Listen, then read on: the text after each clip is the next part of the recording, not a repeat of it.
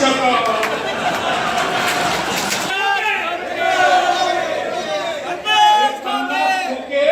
खाऊन खाऊन माजले नियती कोणालाही सोडत नाही.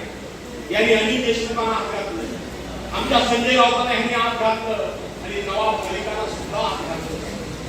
काय नवाब मलिकांच्या आरोप ठेवला की नवाब मलिक हे दाऊद इब्राहिमच्या साथीदार आहे.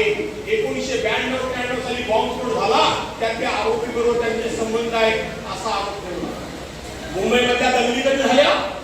92-93 साली. त्याच्यानंतर अनेक निवडणुका झाल्या. नवाब मलिक निवडून आले, मंत्री झाले. 2014 साली यांचं केंद्रात सरकार आलं, यांचं राज्यात सरकार आलं. पण तेव्हा यांना नवाब मलिक कधीही त्या दाऊद इब्राहिमचे साथीदार दिसले नाही. कधी दिसले? नवाब मलिकाने एक मुलाखत दिली होती की दिवाळी होऊन जाऊ द्या आणि या दिवाळीनंतर मी एक ॲटम बॉम्ब फोडणार आहे. आठवतं काय बघा? मग यांना कळून चुकलं, हा ॲटम बॉम्ब दुसरा तिसरा कुठे नव्हे, आपल्या धुनाखाली फोडणार आहे. आणि म्हणून त्यांनी नवाब मलिकांना हात टाकलं.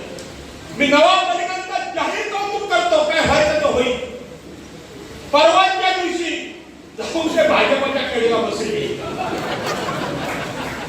बसले काय बसले? काय म्हणत होते एकनाथ शिंदे? आम्ही या बॉम्बस्फोटाच्या आरोपीच्या बाजूला नाही बसू शकत.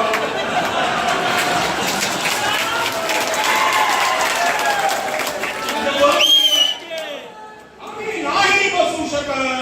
आता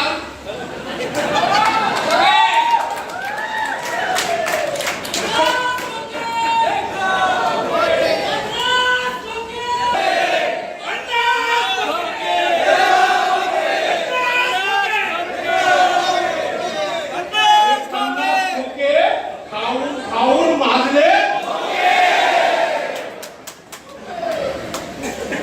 आणि म्हणून राज्याचे मुख्यमंत्री उद्धव साहेबांना सांगत होते की बॉम्बस्फोटाच्या आरोपीच्या बाजूला जाऊन आम्ही बसू शकत नाही.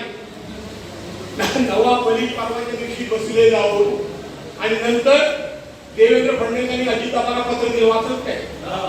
आता अजितदादा आणि देवेंद्र फडणवीस लांब लांब बसतात काय हो?